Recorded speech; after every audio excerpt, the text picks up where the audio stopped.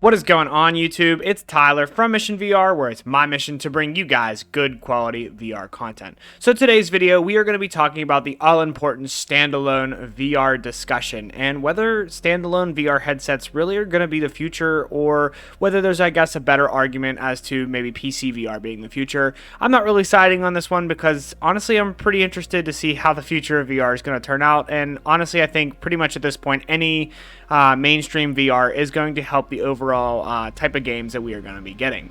With that being said, guys, make sure you do drop a like on this video, subscribe to my channel if you're interested in this type of VR content. I'm doing a ton of VR content, everything from news to game reviews, so make sure you guys hit that subscribe button, hit that like button, and drop in the comment section what you think about this video.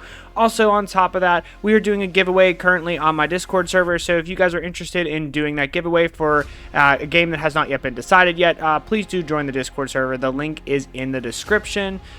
And without further ado, let's hop on into this video.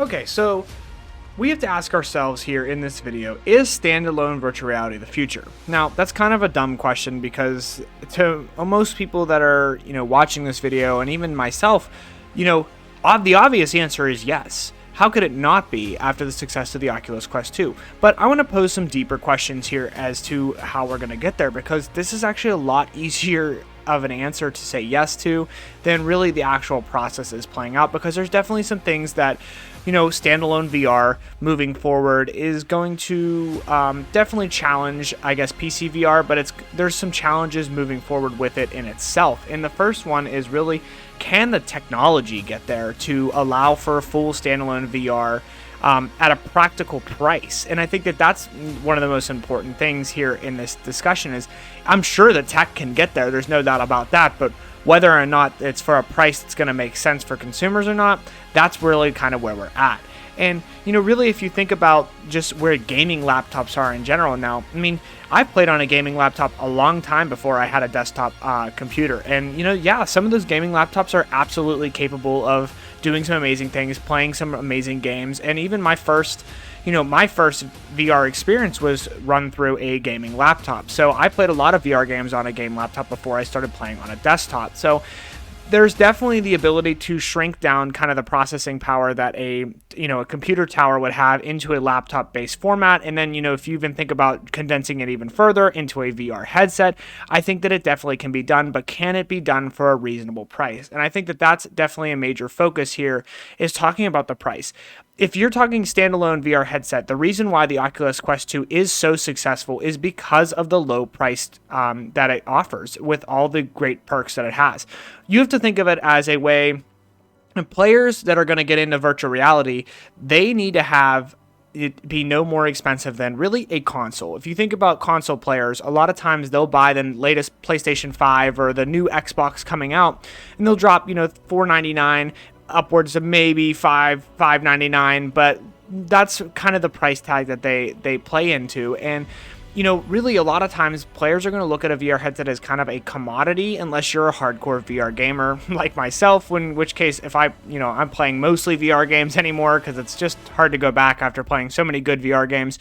If you're somebody like me, it makes a lot more sense to maybe drop $700, $800 on a headset that you're going to use a ton, considering that's pretty much the only games you play anymore. But if you're somebody who is either on the fence of VR, or you kind of play 50-50, or maybe you only play mostly screen games, and then when there's a big title released on VR, you hop in every once in a while, you're definitely not going to be willing to drop $1,000 or $1,500 on a VR headset, which is some of these gaming laptops do cost $1,500, and they can go up higher than that. And yes, you can get a little bit less expensive than that, but you're going to lose a lot of the processing power and the other capabilities of that laptop. So that's kind of really the question you have to ask yourself here is, okay, how much am I really willing to spend on a VR headset? And this is why the Oculus Quest 2 does so well, is because it is priced at that $299 price point, which allows players to say, hey, I'm going to spend this $300 to get into VR. It's no more than a console, really, and you're going to spend as much time on it as you really are willing to put into it. And that's the thing about it. So I think that the most important thing moving forward with standalone VR is the price. And you can certainly see that there's been a lot of standalone VR failures in the past. You look at the Oculus Go, Samsung Gear VR, some of these headsets that, have not taken off, and a big one being the Vive Focus, the HTC Vive Focus. I mean, these headsets are all standalone VR platforms, but they just have not gone anywhere, and that's simply because of, one, yeah, somewhat the technology with stuff like the Oculus Go and the Samsung, but you look at the Vive Focus, and I think the biggest reason why that headset has done as badly as it has is because of the price tag. I mean, $700 is a lot to spend on something that, you're not going to have compatibility across, your PC and other stuff with. And I think that that's another important feature to talk about here is that, what else are you going to be using this VR headset for? It makes sense to somebody who uses VR in their every single day lives to spend up, upwards past $500 for it. But, if you're buying a headset and you're only using it for an occasional VR game here or there, you're really not going to want to spend $400, $500, $900 on a headset. Now, the nice thing about PC VR is, compared to standalone here, is that yes, I'm buying a PC VR headset, but I also already have my main gaming rig, my PC. So if I want to play Cyberpunk or I want to play Call of Duty, I can still play those games, and then when the next hot VR PC game drops, I can go ahead and play that also, so it makes more sense. But a standalone system, you're really only using it for VR, so if the price doesn't make sense for you and you're not going to spend that much time in VR, you're really not going to get into VR.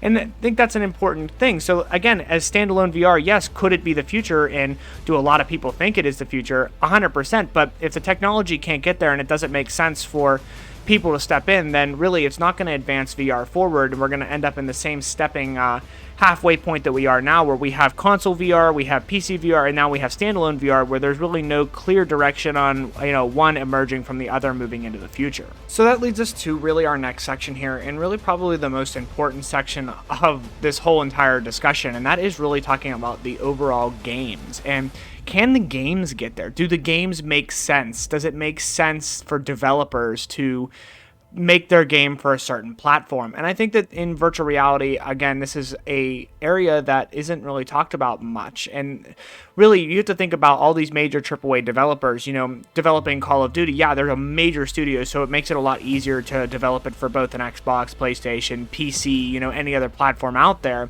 But for most of these, studios that are developing VR games are smaller indie game studios, and that can sometimes create a challenge whenever they're trying to port their game onto all these different platforms. So one centralized platform such as Steam makes a lot of sense for a lot of developers. Now, with the Oculus Quest 2 being, its own store, really, that creates a challenge in developers now saying, do I put my game on Steam or do I put my game on the unofficial Quest 2 store that's coming up, which is going to help the overall, games for the Oculus Quest 2 standalone as it is. But developers are going to have to play that game a little bit unless they're capable of developing both the game for, both platforms. And at this current stage of, where we're at in VR, it doesn't make a lot of sense to not include the Oculus Quest 2 because it just has such a large overall audience now. In just Q4 alone, Facebook's earnings had went up 156% due to the Oculus Quest 2. And that just shows you how powerful and how popular this headset has become, which is overall a good thing for virtual reality in general, because a lot of these new players that have hopped into an Oculus Quest 2 are starting to see the true power of VR gaming. Whereas before, some people would pick up a headset and, back in the early days of VR, there was only a couple really full game experiences, but a lot more arcadey experiences. And a lot of people kind of wrote VR off as, oh, it's just an arcadey thing. It's cool, but it's not going to be the actual future of gaming. Where now players could pick up the Oculus Quest 2 and they're playing full-blown games like Population 1. They've got Onward and some other titles on there that really can show the power of VR gaming as a whole. And I think that that's a really important thing for these people. But overall, now we're at this stage where developers are going to have to start making games for both PC and Oculus Quest 2 because it doesn't make sense for revenue-wise to not include it on both platforms. And especially when you talk about multiplayer games are a huge issue right now with VR, because a lot of times they'll come out with this great game, it's an amazing game, but you can't find anybody to play with unless it's one of the major VR titles that, there's always somebody online, and there's only a couple of those currently available. And when developers add the crossplay between PC and Quest support, it immediately bumps up the overall player count. And you play a game like Contractors now, and you're always going to be able to find a lobby. Or you play a game like Onward, and you're always going to be able to have a lobby or people to play with. And I think this is a huge feature, because some of these games that offer co-op support, that's really what people want to hop into VR and play, is co-op support. So ultimately, I think that really the future of virtual reality is, yeah, they could come out with the greatest standalone headset that there is, but where's the overall, utility of this headset going to be? And that's really going to lead us into our next question is what's the utility level of these headsets?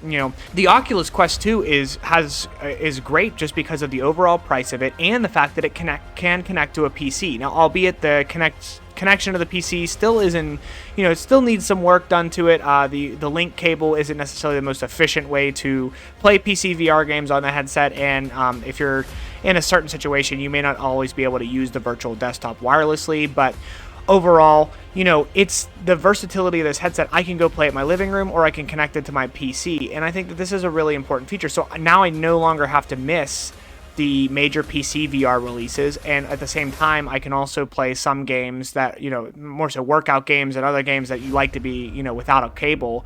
You could play those wherever and whenever on your Oculus Quest, and they still look pretty great, which is pretty awesome that, you're not suffering, lack of graphical detail like you kind of were with the Oculus Quest 1, compared to PC VR. There was a big difference, where now the Oculus Quest 2, really there's not too much of a difference in the overall image quality and the game quality from, playing standalone to compared to playing PC VR. But overall, I do feel the standalone VR has a very bright future, and I'm interested to see how it's going to continue to move forward.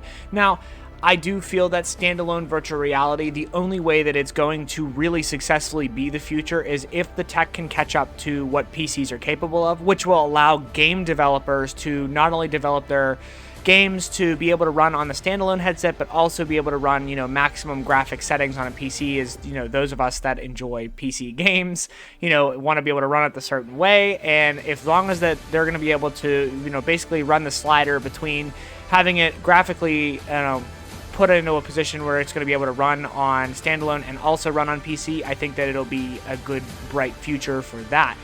I think that's the most important feature, is game developers being able to maximize their revenue so it makes sense for them to make VR games, and that it's going to make sense to be able to run on both PC and standalone. And I think that any VR standalone headset that comes out is going to need to have cross-platform capabilities of being able to run on a PC and being able to run on its own. I don't think there will be a successful standalone headset that doesn't have this capabilities, because there are still a large chunk of VR gamers that are playing on PC, and that's really where VR started. So now that this new Quest 2 fad is coming out, it'll be interesting to see where standalone goes. But again, I just don't think that it makes sense for the future if it's not cross-compatible with PCs, because so many people are playing on PCs. And hopefully we do in the future see some sort of new standalone VR headset that's going to be able to compete with Facebook, as currently Facebook owns about 56% of the overall market share of VR headsets, which is slowly turning into a monopoly, which is not good for the consumer, as we